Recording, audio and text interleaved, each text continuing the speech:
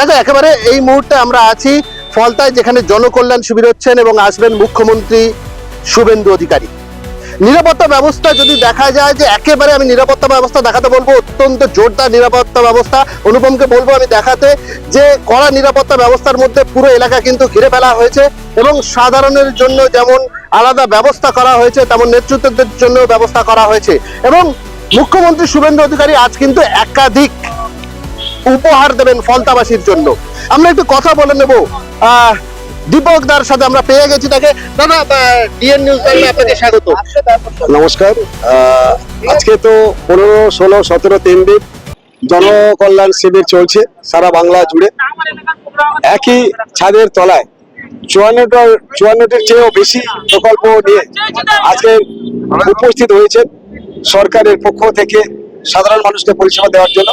বেশ কিছু পরিষেবা আবেদনপত্র যেমন গৃহীত হচ্ছে, তার সাথে সাথে বেশ কিছু প্রকল্প আছে যেগুলো মানুষকে অবগত করানো হচ্ছে, তাদেরকে সচেতন করা হচ্ছে। আগামী দিনে সেই সমস্ত প্রকল্পের সহযোগিতা পাওয়া যাবে।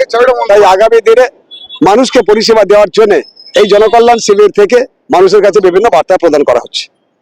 কত মানুষের হাতে আজকে এই পরিষেবা তুলে দেওয়ার? না, এই মতো 15, 16, 17 3 দিন ধরে চলছে।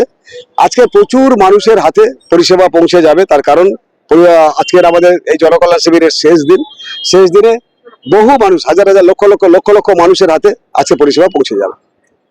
একেবারে শুভেন্দু অধিকারী তিনি বলেছিলেন যে ভয় আউট, ভরসাহীন। ফলতায় মানুষ কতটা ভরসা পেয়েছে?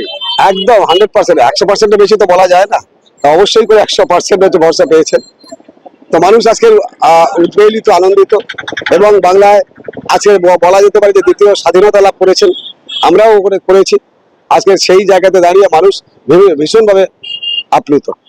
একেবারে দেখো, ফলতাবাসীর জন্য শুভেন্দু অধিকারী, মুখ্যমন্ত্রী শুভেন্দু অধিকারী তিনি কিন্তু একাধিক প্রকল্প তিনি এখান থেকে উপহার দেবেন বলে, এবং এই যে জনকল্যাণ শিবির, সেই জনকল্যাণ শিবিরের সাথে একাধিক যে শিবির এখানে হচ্ছে, সেই সমস্ত শিবিরে কিন্তু তিনি ভিজিট করবেন, সাধারণ মানুষের সাথে কথা বলবেন, একেবারে তাদের যে সুবিধা অসুবিধা সেই সমস্ত মানুষ, জনসাধারণের সাথে তিনি কথা বলবেন, এমনটাই কিন্তু জানা যাচ্ছে। আমরা অপেক্ষায় আছি কতক্ষণে আসছেন মুখ্যমন্ত্রী শুভেন্দু অধিকারী, আমরা নজর রাখছি সেদিকেই।